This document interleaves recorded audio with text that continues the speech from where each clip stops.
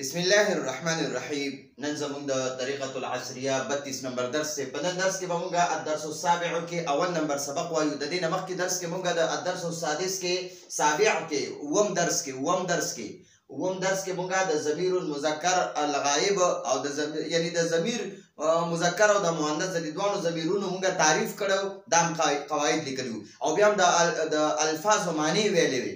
نن درس کې به ان شاء الله موږ اوماغه ضمیر به د مذکر ضمیر به استعمالو او چې کوم الفاظ معنی مې زده کړې وي هغې نه به الفاظ راخلو، دې سره به لګو. نو ها مضموم ضمیر المذکر الغائب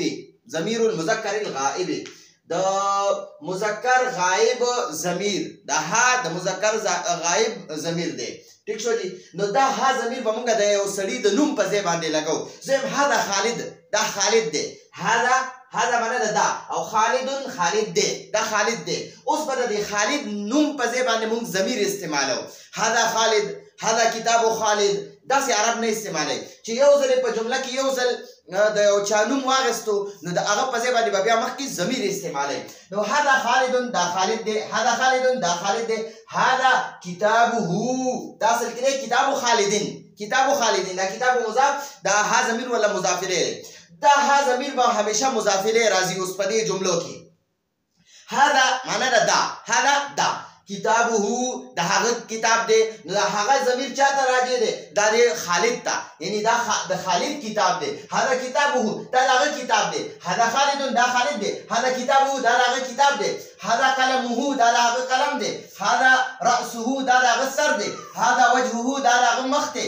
هذا انفه، دا د هغه پوزه ده. هذا فمه، دا د هغه خوله ده. هذا لسانه، دا د هغه ژبه ده. نو ګورئ دا ها ضمیر چې څومره نومونو سره ولګېدو نو دا مکه خالد یادوي. ٹھیک شو دي. نو اوس به موږ دلته کې د عربي جملې را راکړي وایي د دې تاسو پښتو ولیکئ. پښتو کې ما دې خو ترجمې لیکلي دي، دا موږ ته نه دي ویلي، خو بهرحال موږ یې راکړي دي. من هذا، دا څوک دی. من معنا دا څوک دی او هذا معنا دا.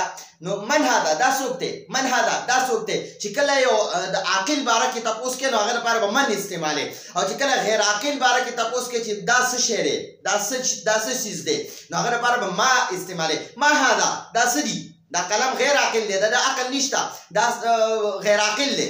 ٹھیک شو. نو موږ به وایو ما هذا. او چې کله یو انسان باره کې تپوس کوي یا د فرشتو باره کې تپوس کوي یا د جناتو باره کې تپوس کوي نو هغه لپاره به من استعمالوي. من هذا، دا څوک دی. من معنا دا څوک دی او هذا معنا دا.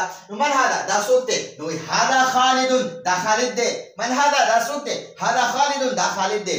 اين کتابه، اين معنا چرته دی. کتابه، دا هغه کتاب یعنی د خالد کتاب چرته دی. اين کتابه، دا هغه کتاب چرته دی. اين کتابه، دا هغه کتاب چرته دی. نو اول به ته دا د ها ضمیر معنی وکړي، بیا به د کتاب معنی وکړي او اخره کې به د اين معنی کوي. د هغه کتاب چرته دی. د هغه کتاب چرته دی. د هغه کتاب چرته دی. هذا کتابه، هذا معنا دا. کتابه، دا هغه کتاب دی.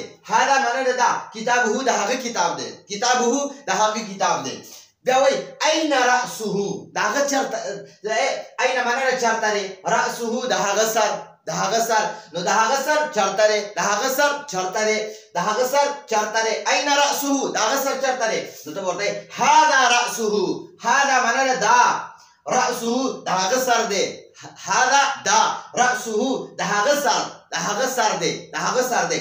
بیا وایي اين صدره، د هغه سینه چرته ده. اين صدره، د هغه سینه چرته ده. اين معنا چرته، صدر سینې ته وایي او ها ضمیر همدغه خالد ته راځي دی چې د خالد سینه چرته ده. د هغه سینه چرته ده. اين صدره، د هغه سینه چرته ده. نو ته دلته کې جواب ورکړ هذا صدره، دا هذا معنا دا. صدره، د هغه سینه ده. صدره، د هغه سینه ده. دلته کې یو خبره لازمي یاد کړئ. ما تاسو ته ویلو دا کتاب دی، دا یو اسم دی. کتابون، کتاب. دا چې کله یا ضمیر ته منصوب کی نو دا بشي کتابي، زما کتاب. زما کتاب. چې زه وایم ستا کتاب نو بیا به کتابو کا، ستا کتاب. او زه وایم چې د هغه کتاب نو بیا به کتابو هو، د هغه کتاب. کتابي، زما کتاب. کتابو کا، ستا کتاب. کتابو هو، د هغه کتاب. نو اوس موږ دلته د خالد باره کې بحث کوو. نو دا ټولې خبرې چې کله د هغه کتاب د هغه سر د هغه سینه نو دا هغه چې یادې دا همدغه خالد یادې چې من هذا دا څوک دی هذا خالد دا خالد دی نو دا زموږ سره د نن ورځې د مذکر غایب ضمیرو چې موږ د اسماء سره استعمال کو اول هم دا مذکر باره کې نوم هم دا زده کو یعنی دا مذکر نوم هم زده کو چې دا څوک دی نو موږ وایي جواب یې راکړو دا خالد دی هذا خالد اوس په دې خالد په ځای د نوم په ځای باندې موږ ضمیر استعمالو لکه موږ وایي خالد آ گیا اس نے نماز پڑھی اس نے روزہ رکھا اس نے تلاوت کی نو دا اس نے چې کوم موږ استعمال کو دا مکه د خالد د نوم په ځای باندې استعمال کو نو که دا نوم بار بار استعمالو نو دا یو عیب غونته کې دا یو ډېر بد ښکاري نو عرب کلم دا نه خوښوي نو عرب د یو ځل نوم استعمال کی او بیا بار بار د نوم په ځای باندې د ضمایر استعمالوي